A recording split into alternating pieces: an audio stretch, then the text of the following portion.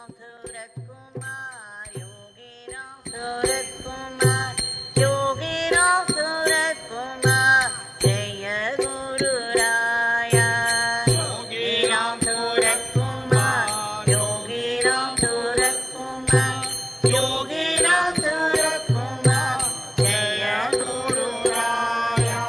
Yogi Ramsuratkumar, Yogi Ramsuratkumar, Yogi Ramsuratkumar, Jaya Guru Raya.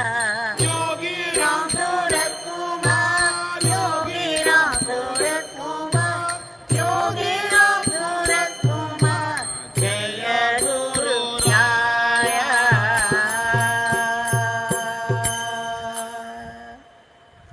Bhagwan Shri Yogi Ramsuratkumar ki Sarvam Yogi Ramsuratkumararpanamastu.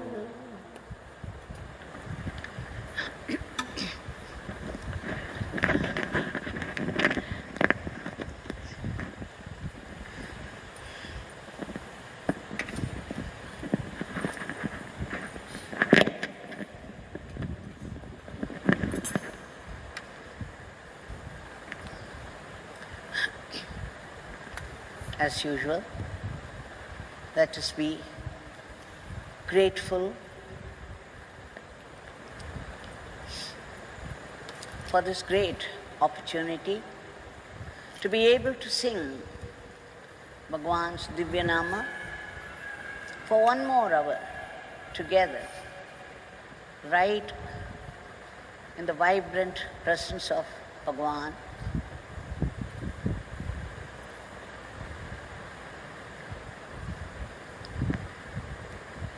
It's no small favor.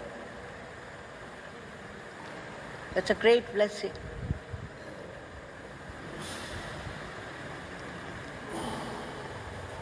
We have been seeing the experiences of the devotees,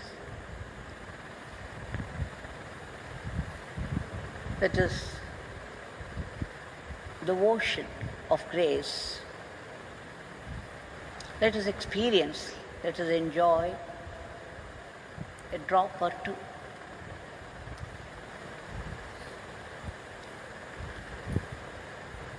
Yesterday, we were sharing the experience of Mr. Will and his wife Joan. We shall continue to do some more of that, where there's a revelation after revelation of how Bhagwan conducted himself in those days, how he did his father's work.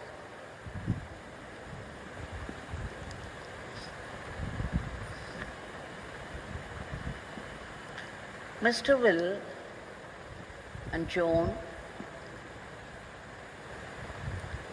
in 1971, after Cadel Wadlington stayed with Bhagwan for a few months and wrote the book. It needed to be published, for which, again, he needed money. Mr. Will and his wife came forward and donated quite a sum, half of which they themselves gave, the other half they collected from devotees. It was a great service to Bhagwan,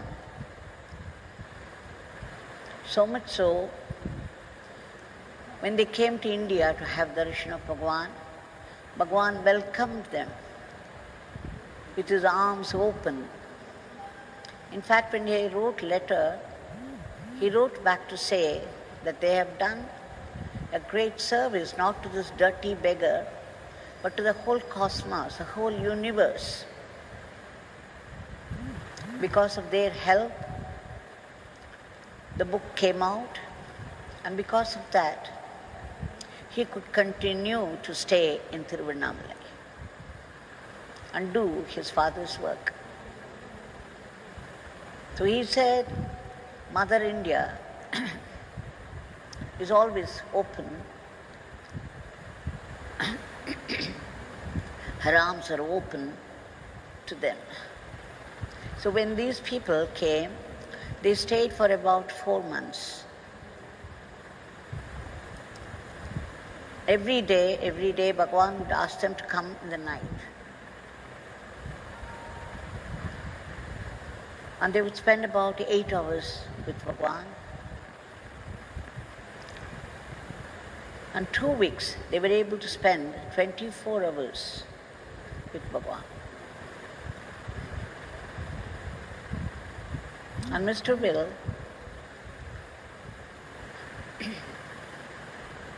was instrumental in receiving Hilda Charlton.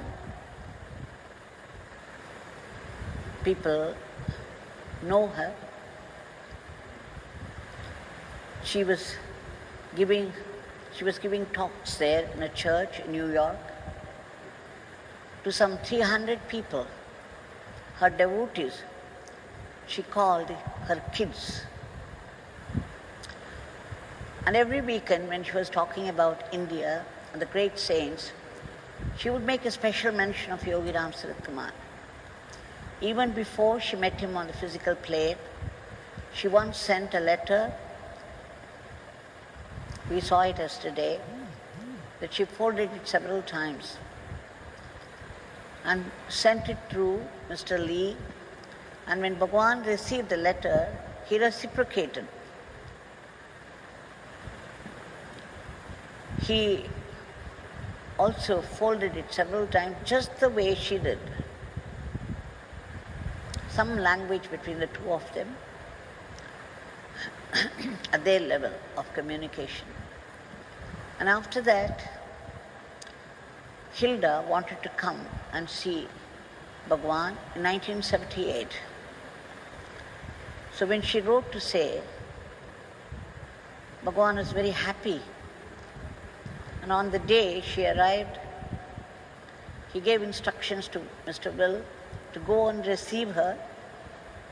She was traveling by bus with 26 people from Chennai to Tiruvannamalai. Bhagwan gave some lemons to Mr. Will and a few other things, and said that he should hand them over to Hilda before she came to his house for darshan. When she landed, Hilda was very, very tired, exhausted. But after she received those lemons,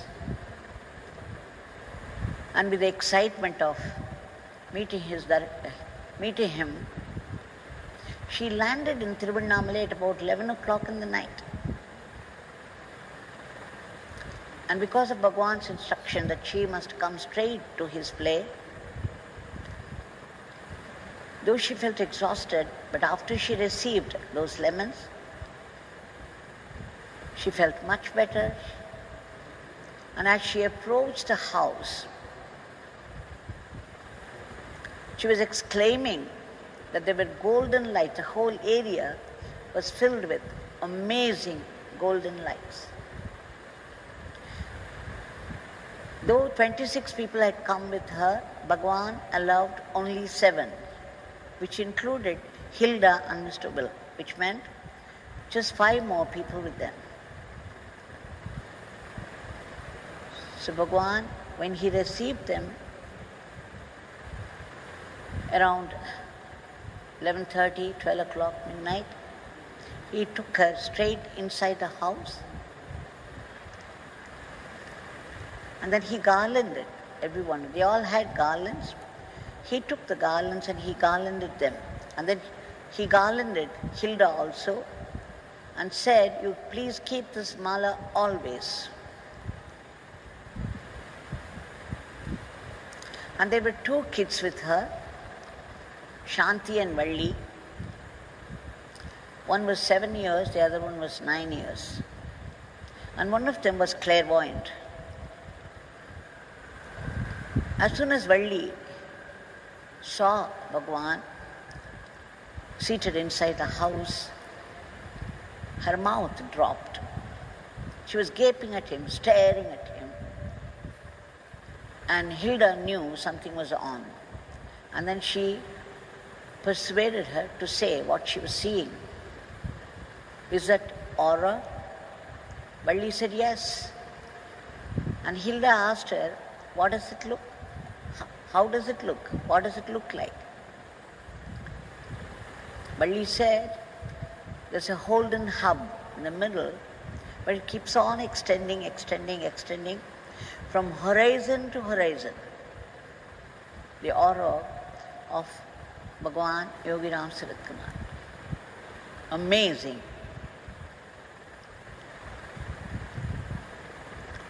And then Bhagwan blessed Hilda nicely for quite some time.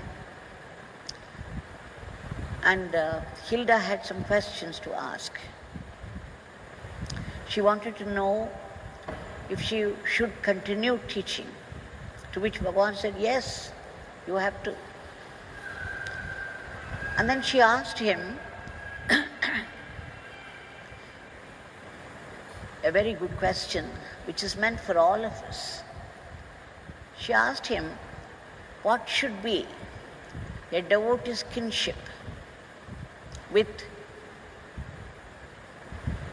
their Ishtadevata, the god of the mantra they are chanting? That is, if you are chanting Rama, Ramnam, then what is your relationship with Sri Rama? What should be your relationship with Rama? And immediately Bhagwan said, you have to serve the Lord of Mantra. The mantra that you are chanting,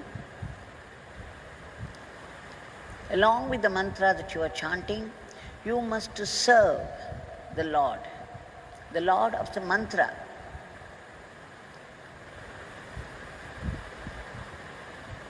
He said, this should be the only way. This should be the kinship, being a servant of the Lord. And serve, serve, serve, unquestioningly. He also said, the service, when the Guru gives service, some work to a devotee or a disciple, he also gives grace for doing that. So the devotee should feel happy to serve him and do his best. He should not think that it's a burden. This is what Bhagwan said, which of course he repeated many times later on to devotees at different times, which has been our experience also over the years. Whatever work he gave us, we had the grace from him for doing that. And it's a joy to do that. So when the next day, for nearly 5 or 6 days, they could spend time with him on different days. One day when they were all seated together, Bhagwan all of a sudden became God intoxicated. He started to dance, chanting Shri Rama, Jai Rama, Jai Jai Rama, to the delight, to the joy of everyone around.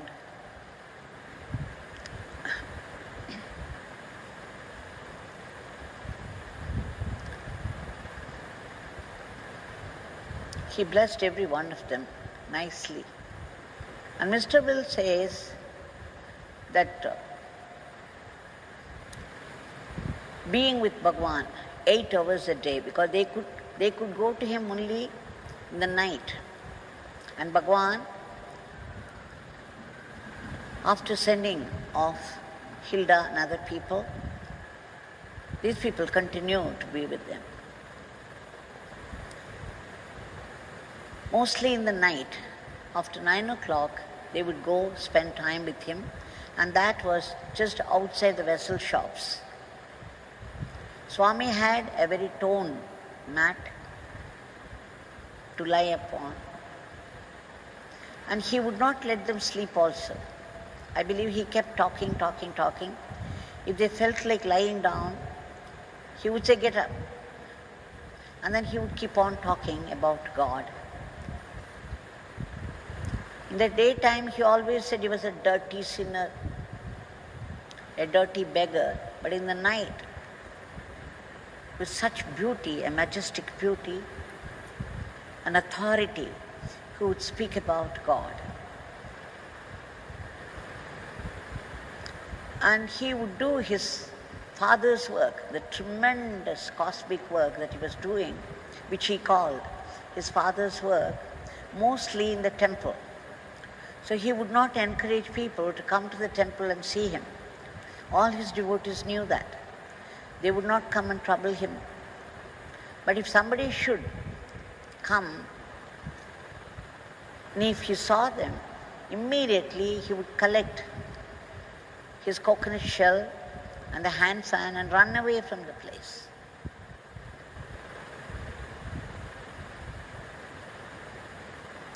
Mr. Will reports another incident. Once when he was seated talking to these people, there were quite a few people. Some 10 of them were standing around staring at him. Then Bhagwan said, "Mr. Will, just see this. These people, they do this kind of thing just to torture this beggar. They don't want this beggar to live. They are all out to kill this beggar. And before that, they would give this beggar trouble in different ways. This is one of them, just standing around and staring at me." One day, at about 12 o'clock in the night, when Bhagwan was seated with Mr. Will, Joan and other people, some 8 or 9 thugs came, totally drunk. And they were abusing. They were very abusive. They used filthy words. And they threatened Bhagwan in different ways. They were totally drunk. And Mr. Will, seeing that, was very upset. He wanted to handle them roughly, but then knowing that he was alone, and those people were 8 or 9 of them, so he contained himself. But Yogiji was completely calm. He dealt with the whole thing with equanimity. He smiled and said to Mr. Will, "Mr. Will, Sri, Mahavishnu has come here. See here, Shiva has come. Oh, there, Hanumanji has come." This is all he said, and Mr. Will saw how those thugs reacted. They were so frightened, and they ran away from the place as though the very devil was after them. Though Bhagwan simply said, "Shiva has come, Vishnu has come, Hanuman has come." That's all he did. But those people ran away, screaming, as though the very devil was after them. And then he was wonderstruck. He saw another thing, that Bhagwan would be lying down on a torn mat, and sometimes not even that, on plain stone, hot stones, wherever he was, whatever was available, he made do with that. His clothes were dirty and torn. Sometimes he would not get food at all for 2 days, 3 days. And added to it, these thugs, these rowdies of the street would be around, making many attempts to kill him, to torture him in some way or the other.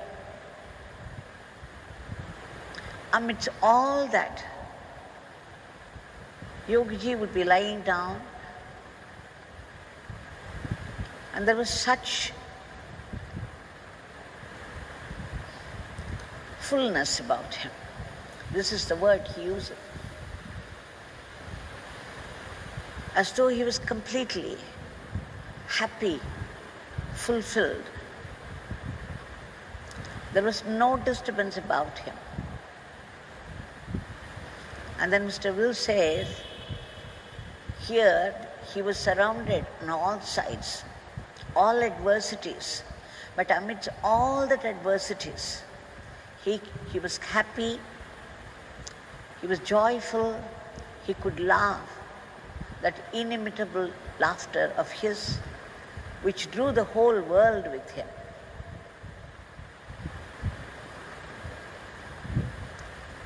Here, we have such nice bed to lie down upon, and we get 3 times food. We are well protected, and we have our own people around. All the comforts of life, but we grumble and grumble and grumble all the time, thinking of something that we have not got. Here was a man in rags, lying down on a hot stone, completely happy, satisfied, calm, with his joyous laughter. He conducted himself all through the day. He was wonderstruck. And when you read these lines, we understand something, that we have no reason to complain at all about this life. With all the blessings we already have, why do we think of the things that we don't get and complain, grumble?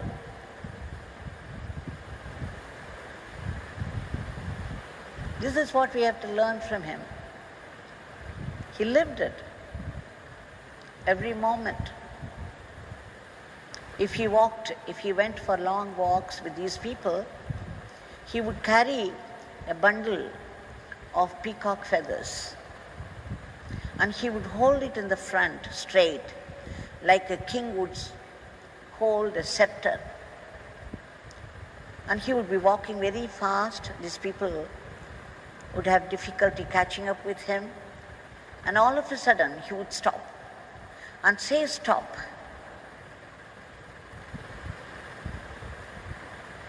And then when he stopped, a car or a truck would drive fast, and then they knew that it was aimed at him. In some way he held the scepter in hand, he was saved. Otherwise the truck or the car would have been upon him. It was meant for him. It was an attempt at his life. Once in the daytime, broad daytime, he was walking in the front, and these people were following. He demanded complete attention. But it happened that all of a sudden he stopped. Mr. Will was enjoying the scenery there because the mountain was so beautiful to look at. He was admiring the mountain, so he was completely lost in it. So when Swami stopped, all of a sudden, he bumped against him.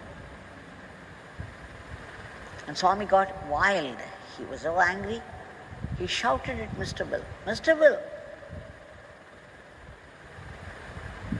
you may be looking at the mountain, you may be thinking of God,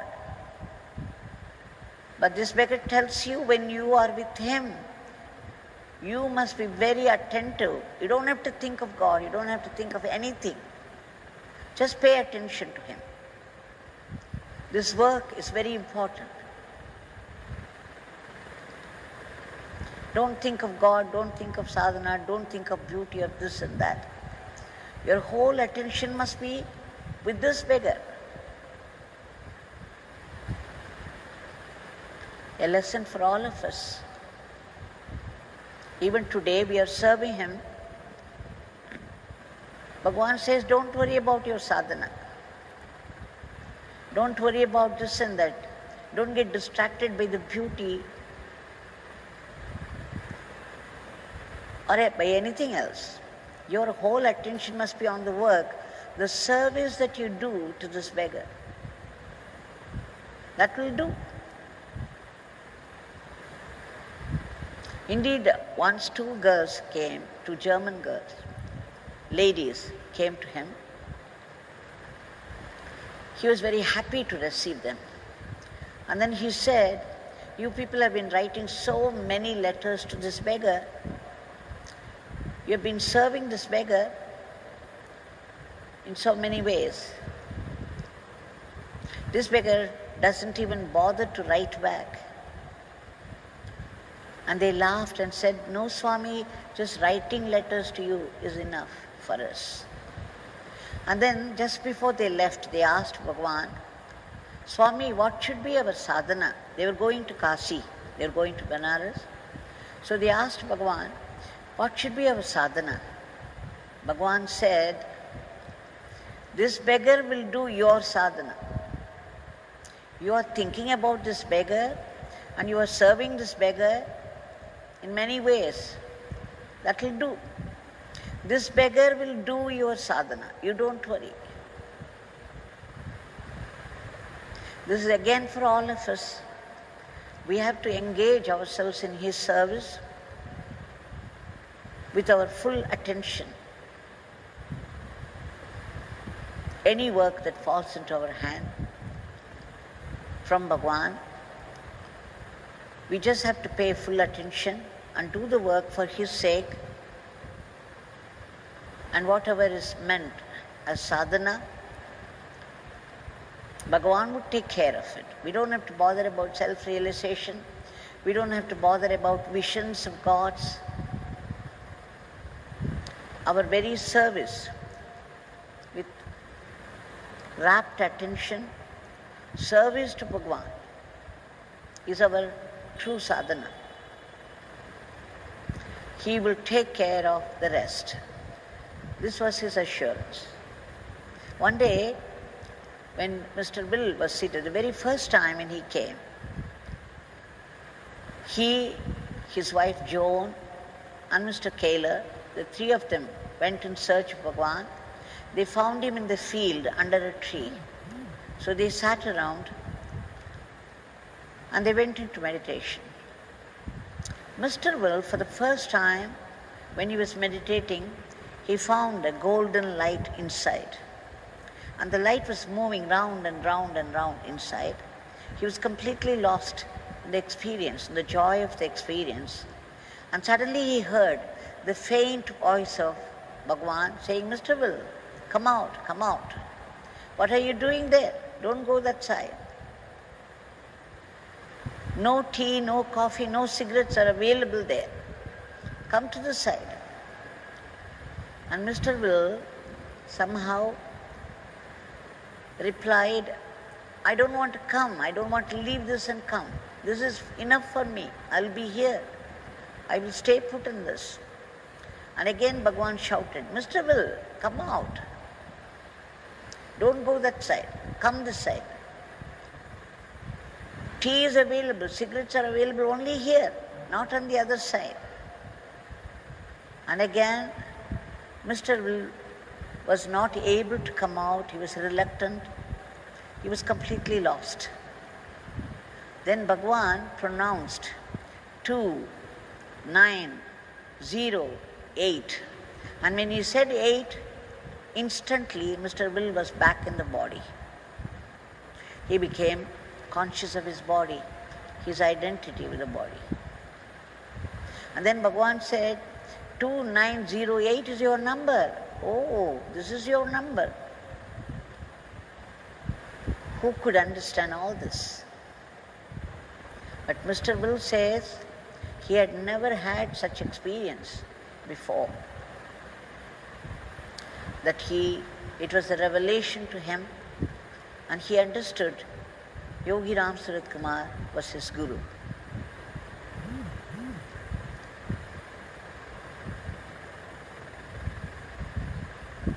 Bhagwan, when these people, the Westerners, came to him, they saw how he was being harassed by all these people in different ways. And one of the Westerners asked him, Swami, why don't you come to the West? Here people don't care. See the way they are treating you. Please come to the West. And Bhagwan said, no. My father wants this beggar to stay on in Thiruvannamalai and do his work.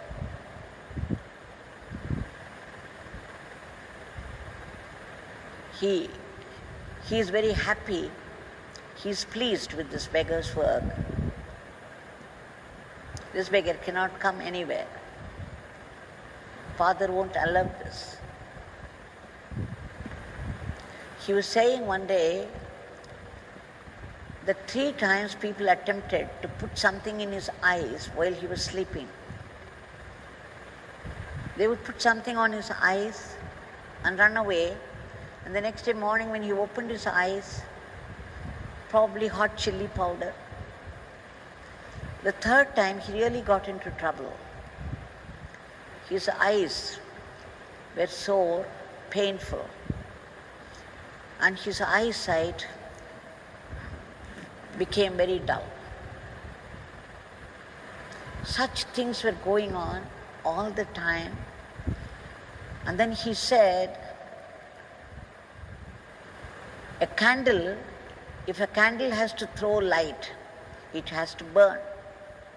So all the adversities about this beggar, all that is negative that's happening to this beggar, will become the blessing power of this beggar. It's meant for the world. It's meant for the welfare of the world. Towards his Mahasamadhi, when he was suffering from cancer there in the abode, I asked him, Bhagwan, why should you suffer like this? You have only worked for the welfare of the world all the time. There is absolutely no selfishness in you. Why would your father do this to you? Then he said, Devaki, father makes this beggar suffer for some cosmic balance. So all the sufferings these great masters take upon themselves are meant for the welfare of the world. Now this Bhagwan, he said, this name Yogi Ramsuratkumar is a mantra. A true yogi is beyond all space, all time. This beggar calls himself a yogi. If he is a true yogi, you must know that he is beyond all space, beyond all time.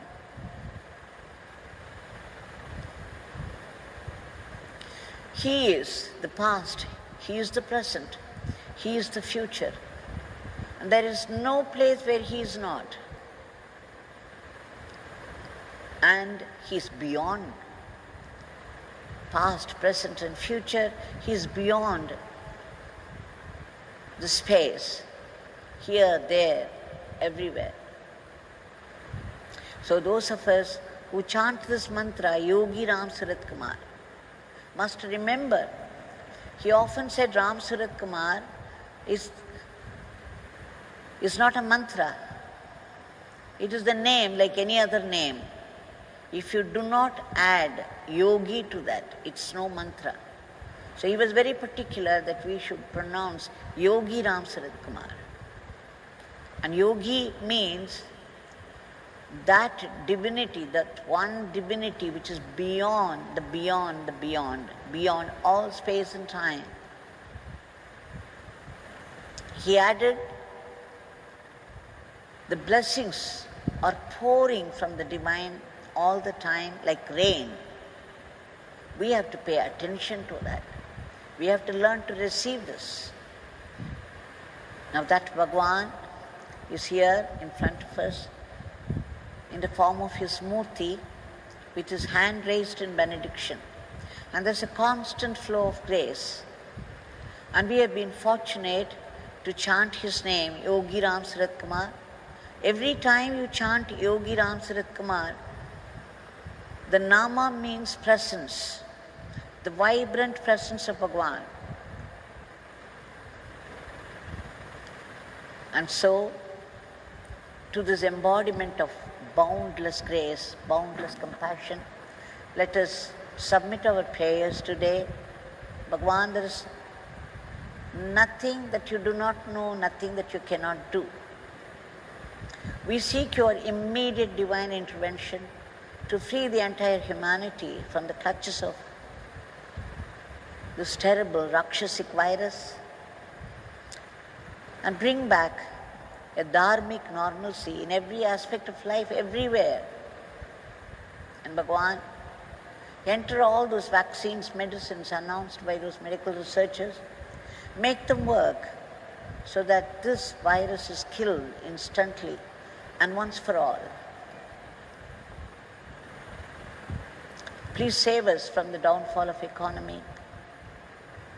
And all those soldiers at the border, and the soldiers, the COVID soldiers, COVID warriors, who are fighting the disease against all odds, day and night, at the very risk of their lives. Please give them protection, health, longevity, and all-round welfare for their families. And again, all those migrant workers, wherever they are, please settle them with sufficient income. Above all, give us constant remembrance of your name with the awareness that we are only instruments in your hands. And give us it.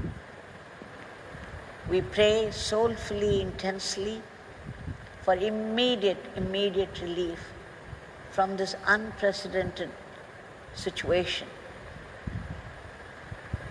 that exists today. Jai Yogi Ramsuratkumar.